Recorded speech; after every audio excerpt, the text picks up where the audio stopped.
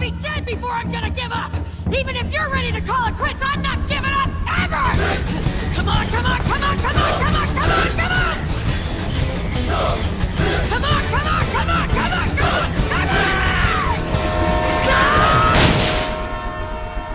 This Naruto movie is 17 years old. God damn, I feel old. We all can agree we're all very different. But if there's just one thing we can connect on, it's the power of nostalgia. And with that power comes a great responsibility. Sometimes the things that we remember as kids doesn't quite age well. That shit stank, don't it? Ugh. So today we're gonna revisit one of my favorite Naruto movies of all time and see if it really can stand the test of time. You know, nowadays we got gigantic furries, Super Rasengan, Rasengan surrounded by smaller Rasengan, Rasengan's being shot like a Kame fucking Hamehameha, and Orochimaru doing the thug shake. But with all that said, there's one thing the OG does have.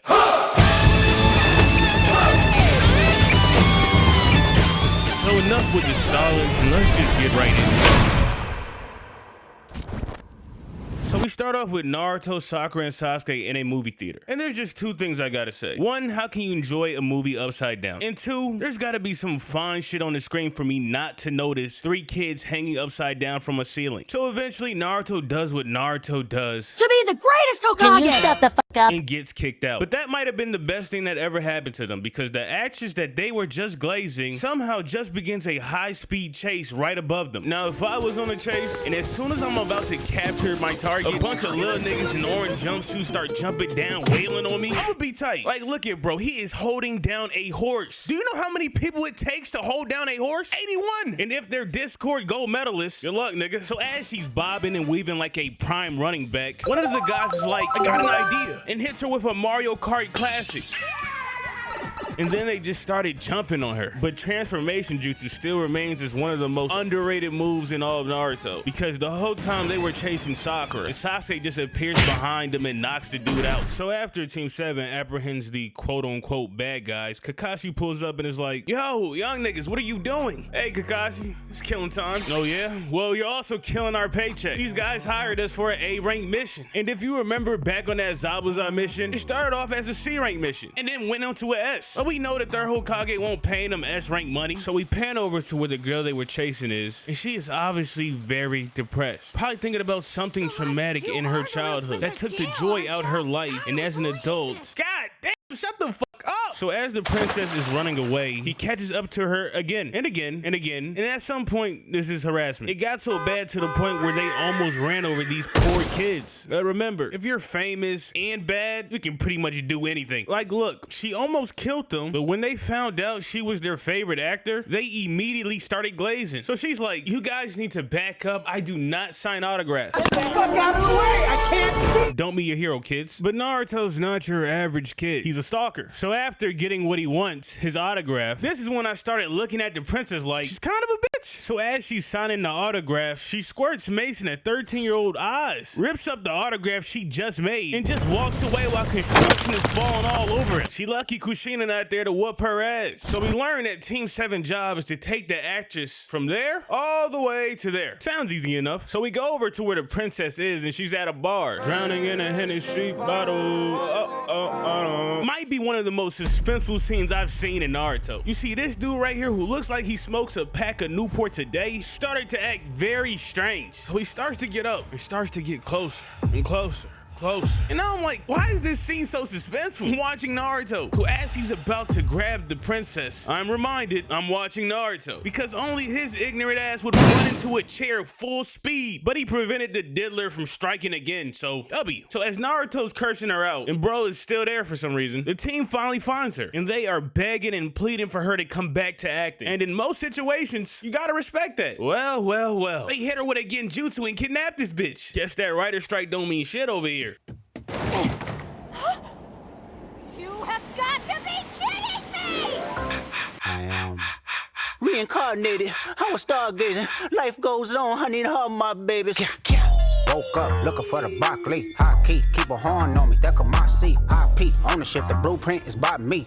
Mr. Get Off, I get off at my feet. Now I know what you're thinking. Where the heck are the villains? Well, it wouldn't be a Naruto movie if there was no fighting at all. So while they're in the middle of filming their movie, a big explosion happens. So Kakashi's like, everyone get back. And I don't know why Tweedledee and Tweedledum is over here fake clutching. They're actors. You're not about to do nothing with that sword behind you. And this purple dude comes out to Snow like, long time no see, Kakashi. Yeah, don't ask me why I made his voice zesty. So his friends pull up and I gotta say, probably the least intimidating group of villains I've ever seen. She kind of bad, so I guess. And now it's time to box. So Kakashi goes to fight the strongest dude here. At least I hope he is the adult in this situation. And Naruto, Sakura, and Sasuke are on guard duty to protect her from Big and Chunky and Baddie. And I don't know what the writers were thinking, having this big ass nigga have a hoverboard, because honestly, he just skates back and forth. It's not really doing anything. So Sasuke starts using something long forgotten, the prehistoric shuriken and kunai. I do see why they upgraded to ninja tools. This shit does not work. Then old gal comes over here with these ice shuriken, so you know what Sasuke had to do, rep that Uchiha set. And I gotta say, I miss this shit, bro. And he does a mean fireball jutsu. Had Koyuki shocked. She ain't never seen a 13-year-old breathe fire before. So she tries to hit Sasuke with these ice spikes, but Sasuke can fireball jutsu again. And can I say that shit looks clean? So clean, in fact, it put her ass on her knees. Or maybe it was the PTSD. I don't know. And Bidback is moving pretty nimble for all his disadvantages and even lands a strong hit on Naruto. So as all first squabbles go, they're getting washed. And you know it's bad to the point where Sakura's our last line of defense. We've seen how them shits usually go. So as bro is about to punch the shit out this little girl, Naruto uses headbutt to get his big ass off the skateboard. And now bro done fucked up. First of all, he attacked his crush. And now all her attention is on their fight. So bro casually catches both of his hands and gets rocked. That's not how I thought it was gonna go. So we go back to Sasuke, who is getting frozen by Fubuki. But bro has been using strategy since day one. He switches himself out with a lantern and attaches a paper bomb to it. And while the explosion's happening, he throws a kunai wire, keeping her trapped to the ice. Excellent work, Sasuke. But she eventually breaks out. And then we go over to Big Bag, who grabs Sakura and just slams her out the way. So now Kakashi instantly locks in, activating Sharingan and copying this nigga's whole jutsu, giving the gang enough time to separate from them so they can escape. So with that being said, the cat's out the bag. The cat being that Princess Yuki is not just a actress playing a princess, but a real deal princess. And Mr. Sandayu here isn't just a closed-eyed, armless, glasses-wearing old fart, but also the princess's aide, who hired Naruto and them so that she can take back her rightful place, ruling the land of snow. Who stole it, might you ask? Well, 10 years ago, the land of snow was once so small and peaceful, but on one accursed day, the Lord's brother felt deceitful. He gathered all the snow ninjas, strongest of men, and burned down the Kazehana castle to the ground, killing the Lord and taking his crown. And for any of you simpletons who couldn't understand my Shakespeare-esque poetry, nigga backdoored his own brother, and Kakashi was there randomly. Wasn't really explained, but who gives a fuck? So with hearing all that, Kakashi decides there's no other option but to squabble. We love to see it. So as they're heading back to the land of snow, in good old fashion, Miss Koyuki over here runs away again, and someone needs to tell her that trying to outrun ninjas might just be a waste of time. So Naruto finds her and unironically is being the adult in the situation and escorts her back to the train. And this scene gets me every time. On their way back, chakra train tracks appear. Damn, niggas use chakra for anything. So as they see the train getting closer, Naruto starts making a run for it. And the whole time while he's trying to outsprint this train, all you can do is just hear her complaining in the back. You'll never make it. Blah, blah, blah. You can't do it. Shut up. Naruto's got this. Then the music cuts on and my guy starts hauling ass. And I don't know if it's just him running or the music, whatever it is, this scene gets me hype every time. So they make it out and we get to see the people driving the train. Dado Kazehana, her uncle. Bro really trying to eliminate the family tree. So bro's like, it's been a long time, Kazehana, since I killed your bitch ass father. Let's get a look at that face. And then, and then her old clan pulls back up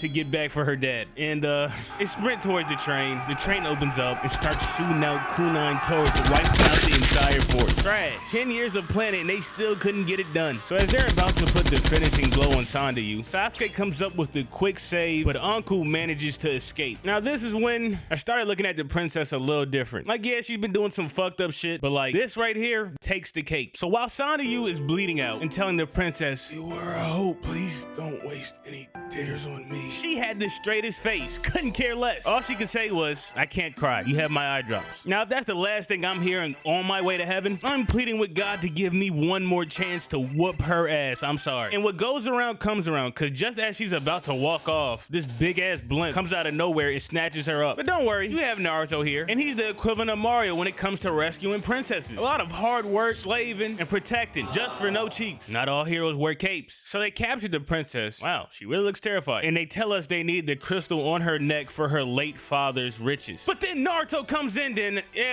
yeah, that's fair. So they put this chakra sealing contraption on Naruto, and the princess gives him the crystal. But it was a fake. Apparently, Kakashi replaced the crystal on the way to the land of snow. Why he do it? I don't know, plot armor. But because of this, they get sent to the prison. Now, obviously, prison is no joke. There's dogs, pizza parties, Madden. Wait, what? So while they're in the cell, there's one thing I learned about Naruto. One, he likes to go trauma for trauma with niggas, knowing damn well it's hard to beat his. Two, he keeps a knife in his shoe at all times. So one I'll never give up speech later, he breaks out his cuffs, and Naruto's like, see, princess, now all we gotta do is this nigga serious? But now it's time to get active. Team 7 has made it to the castle and is currently trying to get their mans back. Naruto, laying on the floor here, pulls one of the oldest tricks in the book. Act dead. Guard dumbass over here opens the prison up to see why is he on the floor, and he immediately gets knocked out. And just like that, the guys are free. So now it's time to throw some more hands. Naruto starts piecing up this fodder dude, but the whole time it was Kakashi. Now that the whole gang is together, they start making their way through the castle, and they stumble upon the final ball. And that's when we realize there's an imposter among us. So we see Koyuki is quote-unquote working for her uncle, and she gives him the crystal. But then they hit us with this double Uno reversal, and she stabs him in his nice expensive silk robe. I know he's pissed. So they end up falling, and as Naruto is racing towards Koyuki's side, Dato gets up and uppercuts his ass. Bro's like, that's right, nigga, I got that immortal armor. Someone give bro an Oscar. I thought he was really feeling that stab the way he was dragging it out. So Dato plans to make his escape with the princess, with a sealed chakra Naruto falling close behind. And that's when we get to the matchup. Dato cuts Naruto off, making him have to walk, and him and the princess start activating the crystal. So Sasuke and Sakura are 2v2ing, and at first glance, I'm like, who the hell wants a Sasuke and Sakura 2v2? But thinking back on it, adult Sakura and her daughter barely see this nigga, so let her have this. And their teamwork kinda comfy. So Sasuke starts trapping up a tree while Big Back is heading full speed for Sakura. So Sakura opens up her jacket, and all you see is a kunai gallery full of poison, but to no avail, she can't get past that armor. So bro hops off the skateboard and starts looking around, and he starts to notice that the things coming off the kunai got fragments of paper bomb in it. And just like that, this nigga has been outplayed.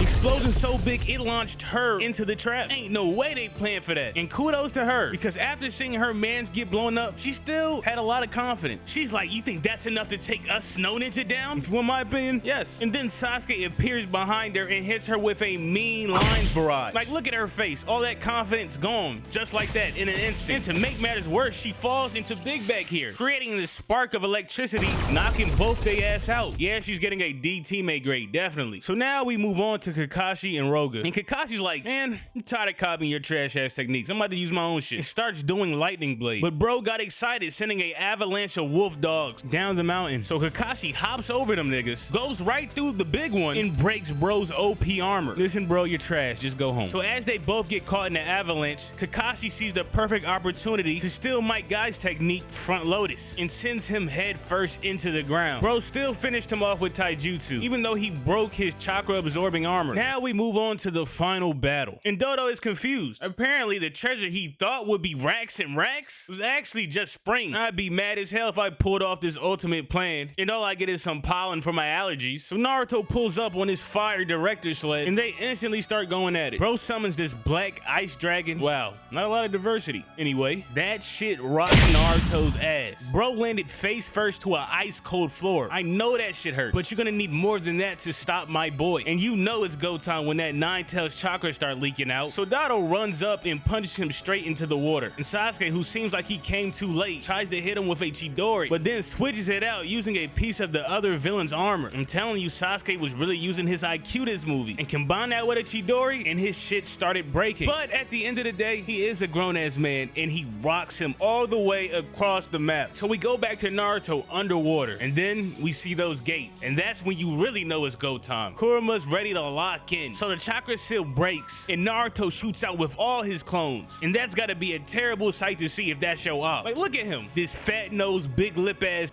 looking stupid. So bro does double black ice dragon, and then they both combine into a tornado, wiping out everyone. And this is how villains always fuck up. You gotta confirm the kill. Bro's like, it's over. This little game is finally over. And he looks over to his right. And if there's one thing we all know about the Rasengan, if it hits you, you will soar out this bitch like Team Rocket. Somehow this one is rainbow, I don't know. And by the look at bro's face, something's telling me this shit hurts. And bro gets sent like a frisbee. And lucky for him, this wall was there to stop him. And with that, spring has finally returned to the land of snow. And then the movie ends with this beautiful Mufasa moment. She's with her dad, and she tells him that her true dream was to become an actress. And with that, the movie's over, taking me back to the good old days.